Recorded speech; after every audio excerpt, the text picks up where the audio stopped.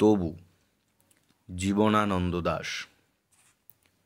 সে অনেক রাজনীতি, রুগ্ন নীতি, মারি, মন্বন্তর, যুদ্ধ, ঋণ, সময়ের থেকে উঠে এসে এই পৃথিবীর পথে ২৫০০ বছরে বয়সী আমি।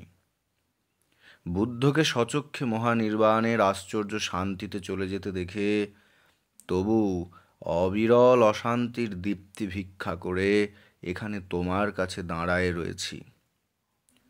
আজ ভোরে বাংলার ১৩৫৪ সাল, এই কোথাও নদীর জলে নিজেকে গণনা করে নিতে ভুলে গিয়ে আগামী লোকের দিকে অগ্রসর হয়ে যায়। আমি তবুও নিজেকে রোধ করে আজ থেমে যেতে চাই তোমার জ্যোতির কাছে। ২৫০০ বছর তাহলে আজ এইখানে শেষ হয়ে গেছে। নদীর জলের পথে মাছরাঙা ডানা বাড়াতেই আলো ঠিকরায়ে গেছে। যারা পথে চলে যায় তাদের হৃদয়ে। সৃষ্টির প্রথম আলোর কাছে, আহা অন্তিম আভার কাছে জীবনের যতিহীন প্রগতিশীলতা নিখিলের স্মরণীয় সত্য বলে প্রমাণিত হয়ে গেছে।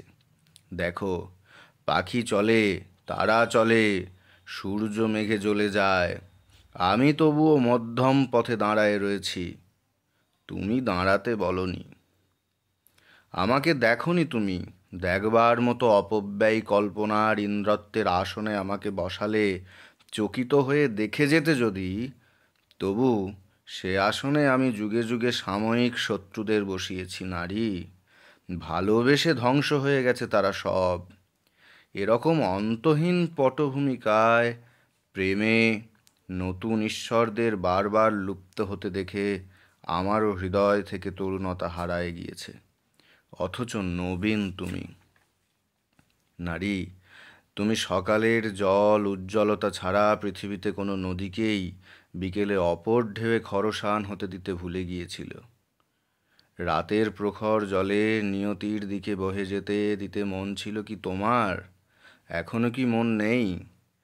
আজ এই পৃথিবীর অন্ধকারে মানুষের হৃদয়ে বিশ্বাস কেবলই শিথিল হয়ে যায়। তবু তুমি সেই শিথিলতা নও, জানি। তবু ইতিহাস, রীতি, প্রতিভার মুখোমুখি আবছায়া দেয়ালের মতো নীল আকাশের দিকে ঊর্ধ্বে উঠে যেতে চেয়ে তুমি আমাদের দেশে কোনো বিশ্বাসের দীর্ঘতরু নও। তবু কি যে উদয়ের সাগরের প্রতিবিম্ব জ্বলে ওঠে রোদে। উদয় সমাপ্ত হয়ে গেছে নাকি সে অনেক আগে? কোথাও বাতাস নেই, তবু মর্মরিত হয়ে ওঠে উদয়ের সমুদ্রের পারে। কোনো পাখি কালের ফোকরে আজ নেই, তবু নব সৃষ্টি মরালের মতো কলস্বরে কেন কথা বলি? কোনো নারী নেই, তবু আকাশংশীর কণ্ঠে ভোরের সাগর উতরল।